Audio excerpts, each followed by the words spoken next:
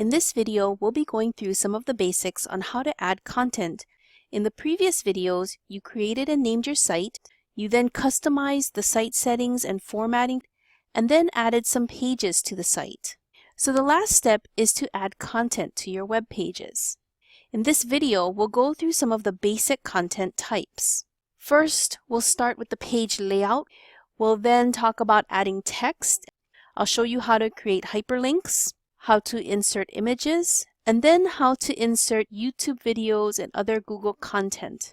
And while this video will not go into depth about adding other types of embeddable content, there will be additional resources available in the module for your use. So let's now go into Google Sites, and I have logged in, and scrolling down through the list, I will open up the sample site that we've been working with. And so the first thing we want to talk about is the page layout. I'm going to go ahead and go to my navigation page. I'm not going to touch my syllabus just yet, so remember to go to the navigation page. Once I land in the site, I go up and I simply add that ending part of the address, and that'll depend on what you set up when you created your site. So here are the pages that I created. Notice I'm on the nav page of the sample site, so that's indicated on the tab here at the top of my browser. And I'm going to go to home page 1. When I click that, we set it up so it opens up in a new tab, so I can always navigate back to my nav page.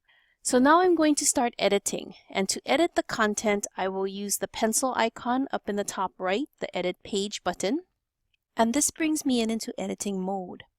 You see the title of the page, which is duplicated here in the top left corner, as well as in the tab.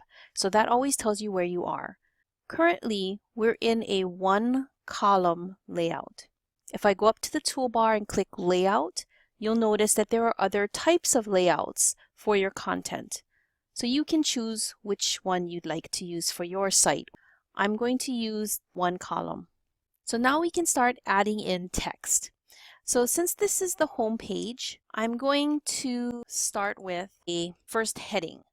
So because it's a heading, I'm going to highlight it, go to Format, and apply that heading style. Remember, we set up the styles when we set up the site. We set up the heading 2, 3, 4, as well as the normal paragraph text. And this is very important for accessibility of your site. Make sure you use those styles. So now that I have that style, I'm going to add some text. I'm going to then maybe add in another heading. And this is going to tell people, here's where you start in this course. Again, I'm going to highlight that because, again, it's a heading. Go up to Format. And this one won't be a heading 2, but it'll be kind of a subheading. So we'll go with heading 3. Okay, so you can see it is different. I will add more text, and this text, I want it to be a numbered list, so it tells people sort of to do this in order. So I'll highlight and add the numbering list. If you notice, because I had extra lines between my items, I have extra numbers, so I can simply delete those. So there I have my numbered list. And then maybe I have some additional final text for this page. And then maybe I will stylize my name and make it a little bit bigger, italicize, and maybe add a font color. All right, so that's basic text. Some do's and don'ts as far as adding text. Obviously, a do is to use your styles that you've created. It maintains consistency in your site, so that when students are moving from page to page, the headings don't change in color or size or font. It also helps students who have visual impairments and may be using a screen reader to read aloud all of the text on the screen. Another do is to use your numbered lists and your bulleted lists. Try to also keep your content in small chunks. So don't run off in a 20, 30, 40 line paragraph. Try to chunk the information so that it's more consumable to the reader. And lastly, you're going to probably want to break up the text and not have a 3-4 page long lecture in your course. You're probably going to want to insert images or videos or just even some white space, some blank space here and there to give readers a little bit of a break and to have them switch gears. Otherwise, they easily tune out. All right, so moving on, I'm going to show you how to create the hyperlinks. And this is not really any different from how you add hyperlinks to your email or in Word. So say like Laulima.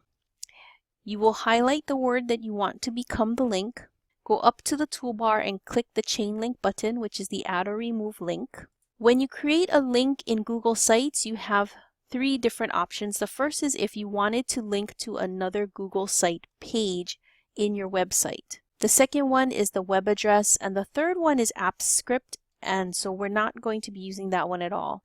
We're going to use web address, and here in this link to this URL, that's where you're going to enter in the URL for that link, where you want that link to take people. If I don't know it offhand, I will look it up.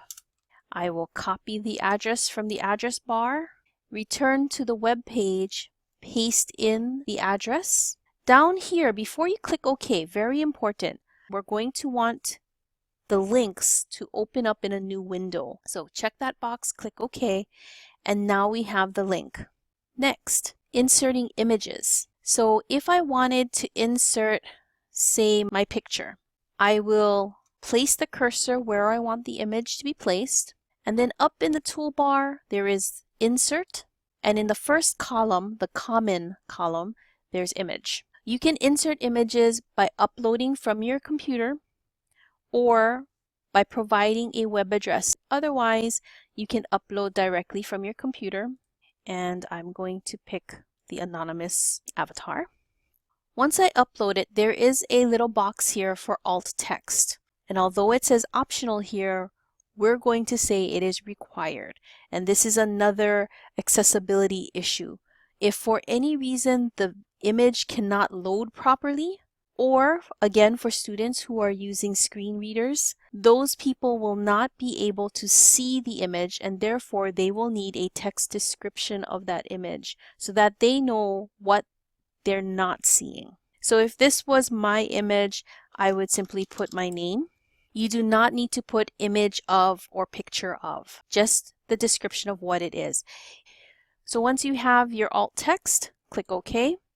Your image is now inserted. Immediately after you insert it, you'll see a little pop-up box.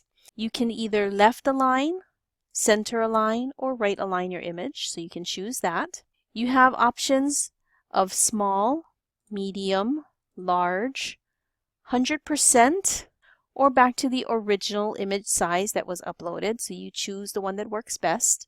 The next 2 buttons indicate if you want text wrap to be on, which means text will wrap around the picture, or off, meaning no text to the left or right of the picture. The X will simply delete the picture. But one of the important things is I would like for you to remove the link to the image. And the reason is, if anyone clicks on that image, it takes them to a blank web page with that image. Or if this was a web linked image, then it would take them to that web page where the image is hosted.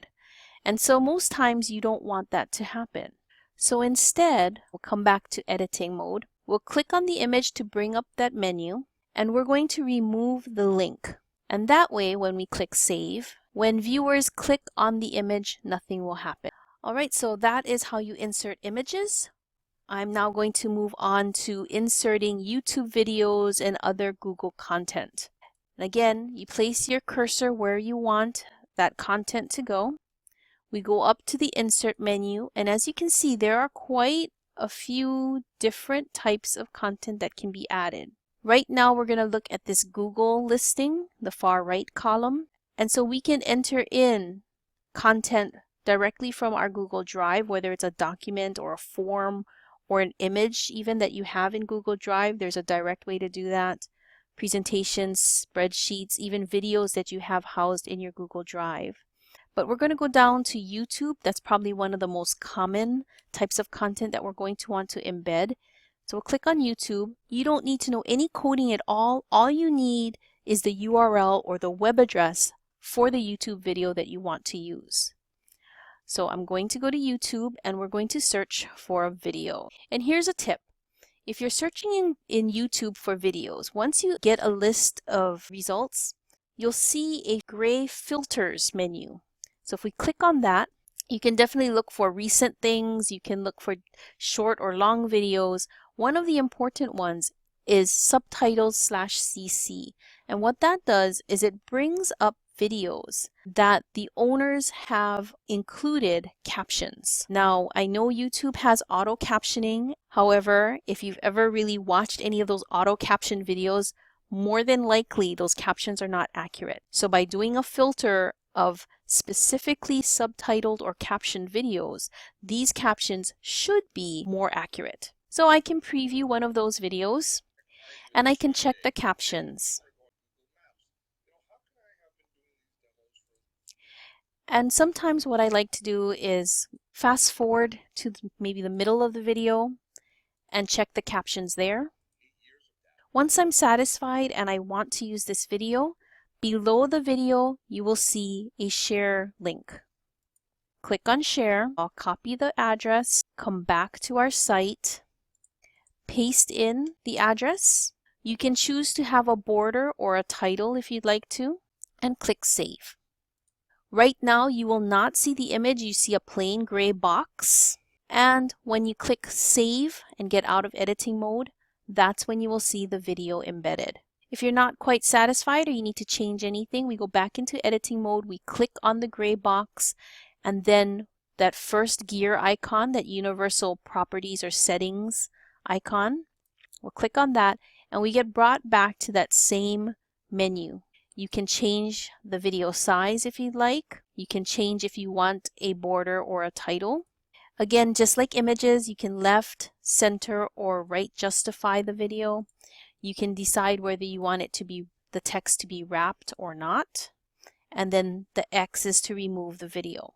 One of the tips I have is, in case for any reason students cannot access the video for any reason, I do recommend that you provide the URL address and maybe even turn this into a link and use to change the link in order to open that in a new window.